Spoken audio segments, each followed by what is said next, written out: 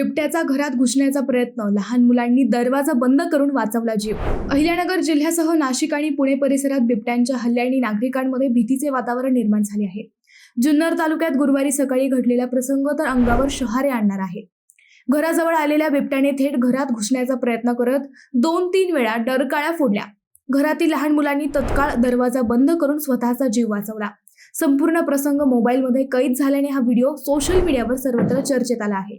घरासमोर बांधलेल्या मेंढीवर बिबट्याने झडप घातली, पण खुंटी घट्ट असल्याने शिकार नेण्यात त्याला अपयश आले. नंतर जखमी मेंढीला वनविभागाने उपचारासाठी हलवले असता काही वेळातच 2 बिबटे धावत येऊन ती मेंढी उसाच्या कडेला ओढून नेली. गेल्या 2 वर्षातच अहिल्यानगर जिल्ह्यात तब्बल 15 जणांचा बळी गेला असून 88 जण जखमी झाले आहेत.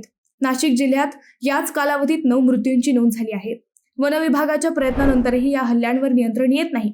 पारनेर तालुक्यात गेल्या महिन्यात 2 नागरिकांना बिबट्याने ठार केले, तर जुन्नर तालुक्यातील कुमशेत ठाकर वस्ती येथे घरासमोर वसलेल्या एका चिमुकल्याला बिबट्याने उचलून नेले होते. घटनेनंतर वनविभागाने घटनास्थळी धाव घेत पिंजरा लावला असून घराजवळ तातडीने झटका मशीन बसवण्याचे काम सुरू केले आहे. मात्र गावकऱ्यांचा वन खात्यावरील रोष वाढला आहे.